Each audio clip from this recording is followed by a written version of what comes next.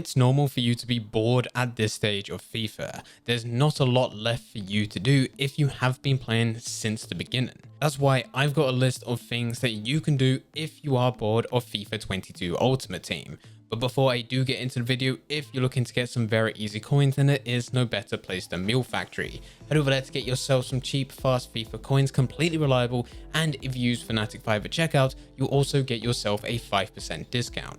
Link can be found in the description down below. Getting back into the video, we're 2 to 3 months away from FIFA 23. And all new content with FIFA currently is mainly re-released. Yes, the footies bring new cards, but it also brings a lot of old content back into packs and eventually back into SBCs. And with us being so close to FIFA 23, there will be a point where there's no more new content. We're fast approaching the days where EA no longer support FUTChampions, the servers will be taken offline, the web app will be closed down, and a lot of other stuff will just stop. This is just because EA are getting ready for the release. And during all of this, it can be hard to keep things feeling fresh. That's why I've got a few things that I normally do when I do get bored of this game. So firstly, I go through a complete club clear out over the years because I have entered into every game mode possible: squad battles, division rivals, FUTChampions with champions playoffs and the weekend league, whilst also going through SBCs. My club has a lot of players in there that I've never used and probably never will use. Some of them will be tradable, others will be untradeable. This is a great time to clear out all the stuff that you're just never going to use.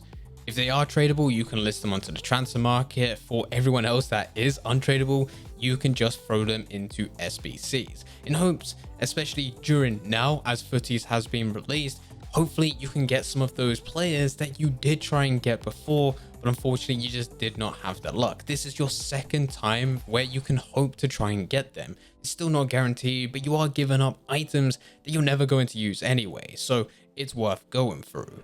Adding on top of this, and this does cross over into other ideas which we will talk about later on within this video, but what I normally do at this stage is try and build. I build as many coins as possible, build as many teams, buy as many players, and get everything that I want in my club. And with everything that I have left towards the end of the year, if there's any players in my club that I just don't enjoy using or will never use again, I will throw them into SBCs, and then I will also use the coins to do a massive pack opening.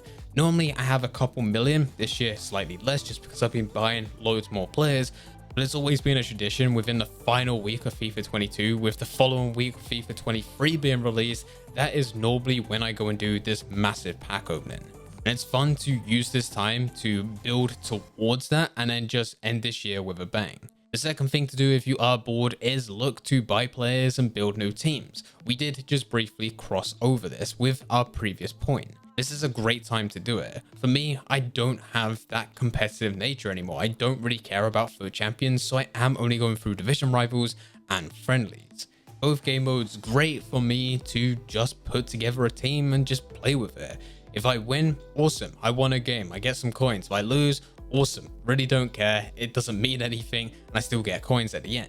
The overall goal here is just to have fun. Play with players that I've never played with before because they didn't fit the meta of Ultimate Team and are not overpowered, but now I could just use them for the sake of using them. I really don't care, I could just focus on having one center defensive mid, which has never been amazing, play them as striker and just piss around a bit. What's really cool is that my club does have quite a lot of players already that I did manage to pack throughout the year, which I just never used because I was so happy with my current team and that was doing well for me. I'm now circling back around to them to use them, and also a lot of players are incredibly cheap. If there's a player that I can't currently afford, the likelihood of them being under 100,000 coins is extremely high.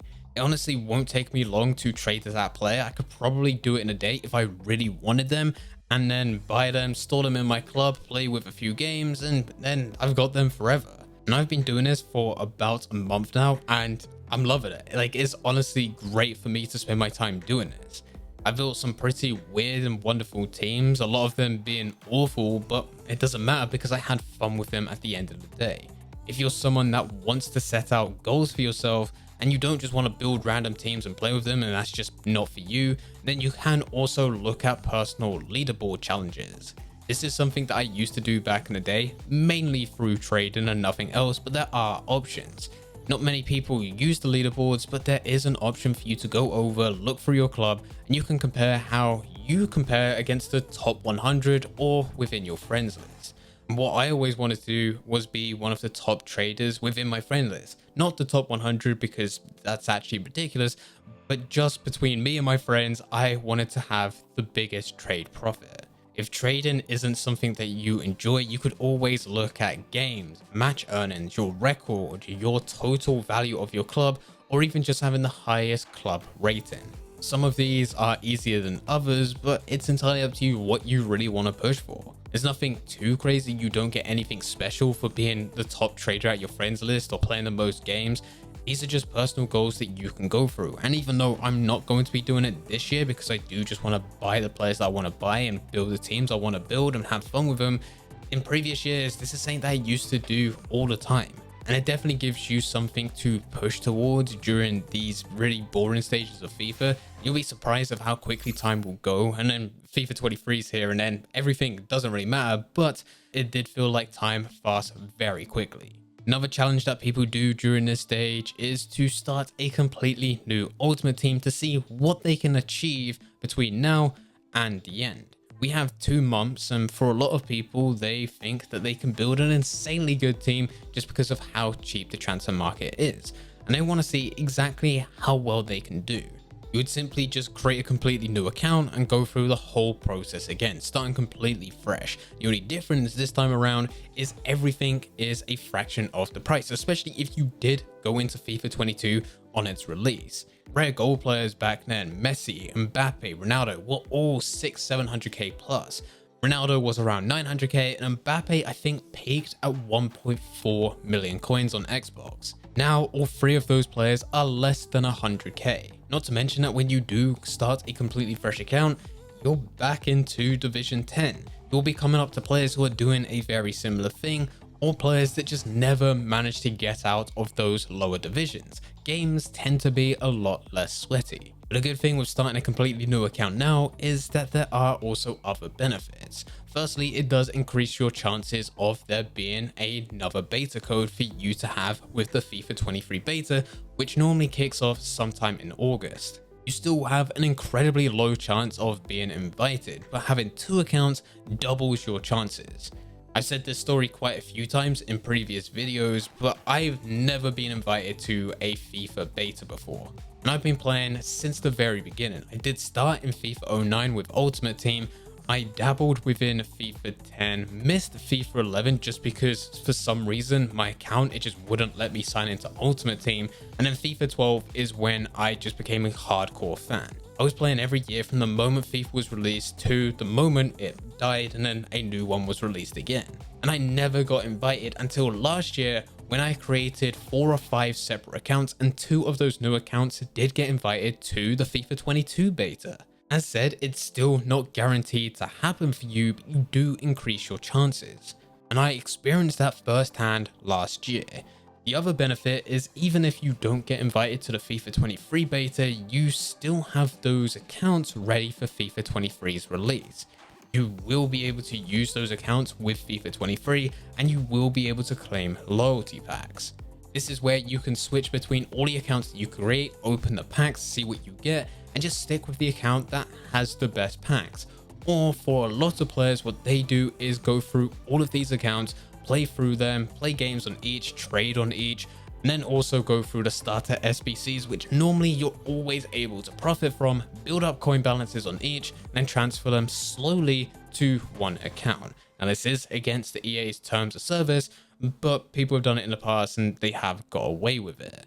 It's entirely up to you whether or not you want to do this. I can't tell you to do this, and I also can't tell you not to do this.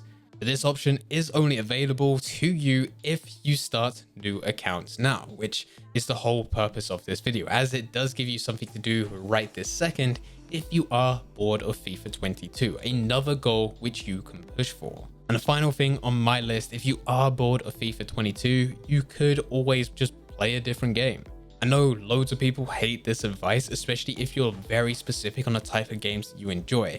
If you do want a football simulation, FIFA is one of the best. In fact, it is the best. During this stage, it's completely dead and it's not going to liven up ever again until, well, the release of FIFA 23, which is still 2 to 3 months away. The best thing that you can do is just try out different games. The games you play are entirely up to you, but if you do find something that you enjoy, these next 2 to 3 months are going to be going way quicker than if you just sit here and play a dead game that you're not enjoying, that you're really bored of, and you are just hoping for the next iteration of it. These are the 5 things that I normally look at when I'm bored of FIFA at this stage. Let me know in the comment section down below if you're doing something different to what I've mentioned within this video. Anyway guys, I hope you guys did enjoy. If you did enjoy, don't forget to leave a like and subscribe. But for now, I'm going to see ya.